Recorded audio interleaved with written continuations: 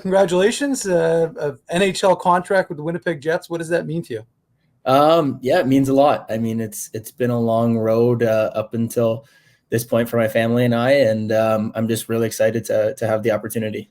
Well, how did speaking of the opportunity, I mean, we know what you did with the Moose, and we'll tell people about that because, of course, not everybody's tuned in and knowing exactly what's going on. So maybe let's first look back at your year with the Moose. You played 34 games coming out of after 4 years of Cornell, 14 goals, 6 assists, 20 points, first year as a pro.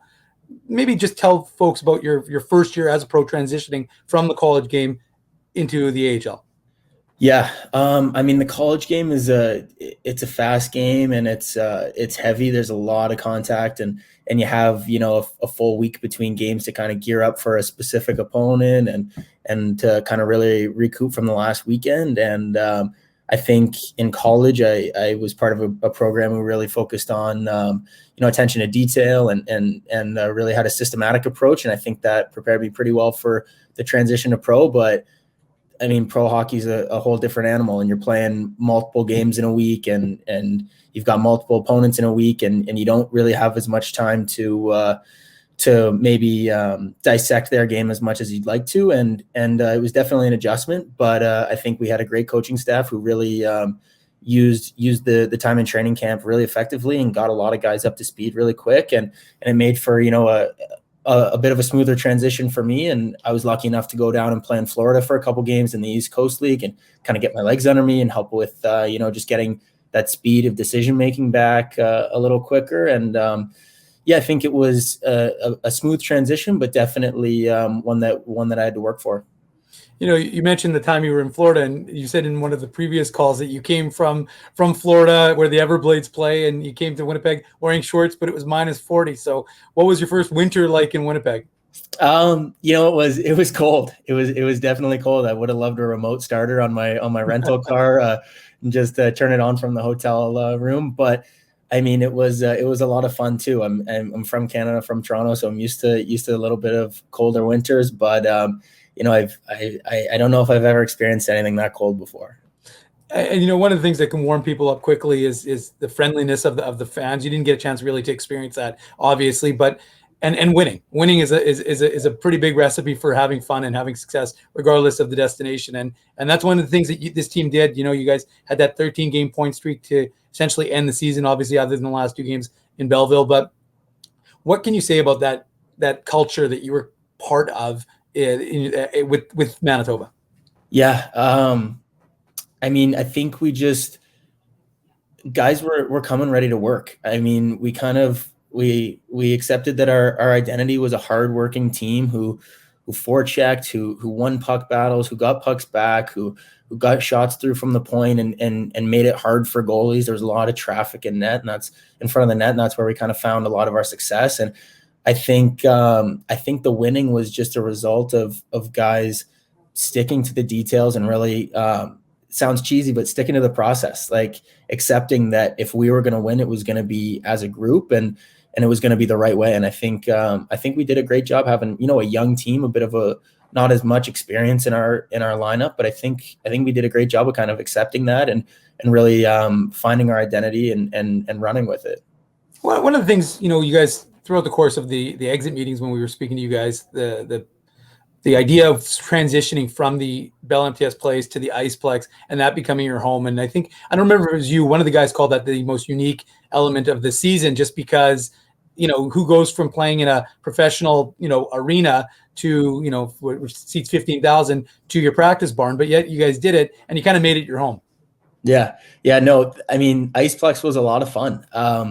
You can't tell from the footage. Obviously, it doesn't do a lot of justice to the rink or the facility itself, but the facility behind our locker room doors is absolutely gorgeous, and it's a treat to be a part of an organization that puts that much investment in their players. And I think, it's fun, and it almost matches our identity. It's almost like some run and gun hockey. Like you feel like the walls are right on top of you, and you feel like you might not have as much space as you would in some of those bigger rinks. So I think it was a lot of fun, and kind of, again, once we accepted that, that was our home, we kind of made it part of our identity too.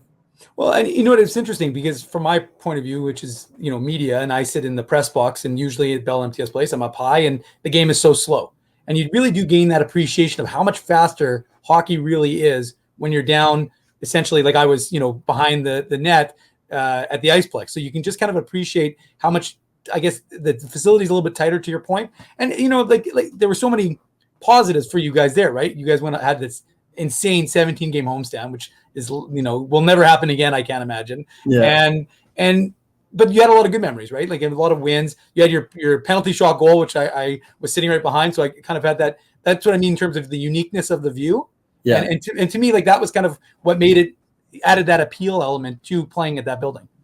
Yeah, it was cool for sure. I mean, it brings everybody down to the ice level, and you get to, I mean, you hear the game and it's full capacity. You hear all the hits, you hear all the shots, like, and I mean, even in some of the bigger rinks, one of the cool things is that you could hear everything that's going on in the game. There's no fans, drowning out the communication going on between players. Everybody is really able to just understand each other maybe a little bit clearer, and it's cool when the fans get a little bit of that perspective too, hearing what's going on in between plays and hearing guys kind of communicate on the ice. One of the things that Pascal Vincent preaches is he doesn't like to talk about lines. He didn't say, this is my first line, this is my second line, at least to us. And so one of the things you'll notice is he talks about the idea of a door being opened. Talked about that with Nathan Todd, who obviously had an exceptional year for the Moose. Is that what you saw this opportunity as? This is a door opening for you? Because, again, like I said, you're an undrafted player out of college, and yet you did what you were able to do, second in rookie goals, leading the Moose team in goals. So is that just how you saw overall kind of encapsulating this season for yourself? Yeah, definitely. I mean, even just going into training camp, I was looking to make a team, looking to, kind of establish a role. And I think even in the beginning of the year, I was playing a more kind of run and gun physical style. And I think that's, something that gave me success throughout the year. So I agree. Like, I don't think we had like a 1, 2, 3, 4. I think we had, 4 lines that like to kind of play all types of situations and all types of roles. We had, a bunch of lines that were trusted in the D zone, a bunch of lines that could produce offense on any given night. So, I mean, you look at Cole Meyer's line, who might have been, considered a shutdown line or a more defensive line, and Cole's one of our leading goal scorers. So not only is he great on the faceoff dot, he's not only one of our top penalty killers, but some might consider a traditional shutdown line is also producing some of our most, producing some of our highest offensive outputting forwards, right? So it's cool when a team can kind of spread the offensive output between all lines and not have to just rely on 1 or 2 lines every night. Nathan, when we talked to him after he was named to the All-Star team for the Canadian division, he said it was like playing a round of golf. When I asked him what it was like, the season's finally over, he goes, it's like playing a round of golf and then just going home after and not really having a chance to reflect on the season with your friends. And we know that, some of the Ontario guys, yourself included, stayed behind after you guys wrapped up your season in Belleville. So what was that like, now that you've had some time to digest that the season is over? Yeah, it's like, it almost feels like it's not, like, it almost feels like the season's not over. You know what I mean? It almost feels like one of those little breaks between the series that we've had. I mean, it's tough. You get so close with a group of guys and you get, 5 months of spending every day at the rink with them. And you'd hope to get a little bit of closure at the end of the season and celebrate the hard work that went into, those successes. So, I mean, it's tough, but we've got a really good group of guys that we're all really close, and we still managed to keep in touch through, the team group chat and everything. Guys are still, wishing happy birthdays to each other. It was Nick Jones's birthday yesterday, so I'll give him a shout out. Everyone is just, kind of making the most of this situation. So yeah, you go home and the season's kind of cut short abruptly, but also, you're still happy that those relationships are there. Yeah, and so the season ends, and I don't know how you would normally have traditionally ended when you were done at Cornell and come home and trained. When you have, your first pro camp, you have an exit meeting. The coaching staff kind of tells you what they want you to work on for next season. What was that kind of? Is that a lot different from what you kind of had anticipated that you needed to work on?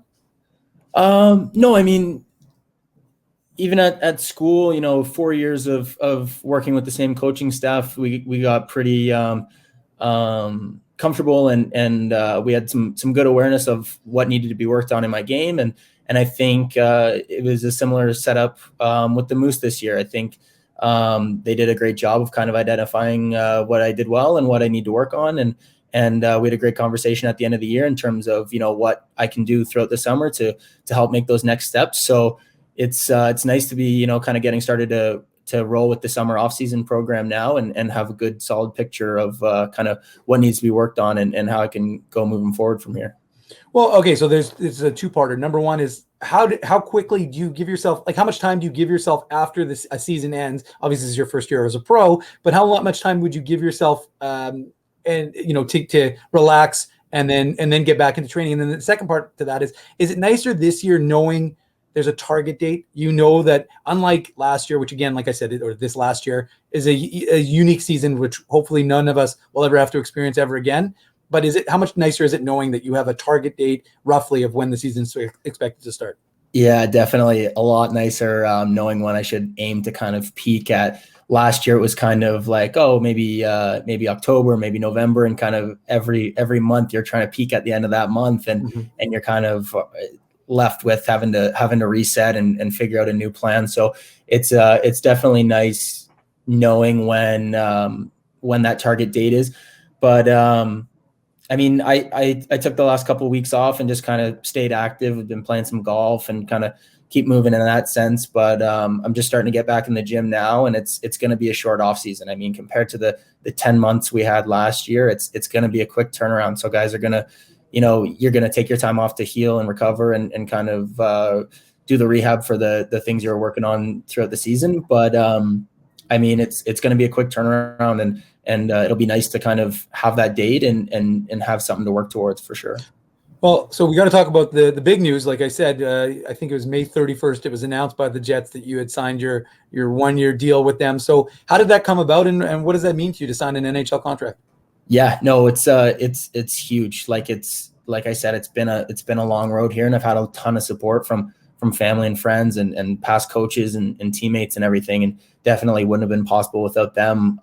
It kind of came out of nowhere. I was expecting to kind of wait till after the Jets finished playoffs, and I was just kind of hanging out with some of my buddies who have kind of been there throughout this whole journey, and got some news from my agency that they'd come to agreement on some terms, and it was kind of this cool celebration where we all kind of realized that like kind of this goal I'd been working towards is kind of starting to come together a little bit. So it was definitely cool to have those guys that have been around for a long time be a part of that, and it was nice to celebrate with my family later when I got home. So definitely it just means the world to me and my family, and again, I'm just really excited for the opportunity. So Jeff, does it change how you watch Winnipeg Jets hockey games? I don't know. Maybe this whole year kind of just been like, it's hard to, you want to be a fan, but also you're wanting to, learn and observe how the team operates and everything like that. So I think, I don't know if it changes a whole lot of how I watch, but I think, I'm definitely looking at the team and picking up on tendencies and looking at how I could bring value to an organization like that. Okay. We appreciate it. Thanks very much, Jeff. Awesome. Thanks, Dave. Appreciate it.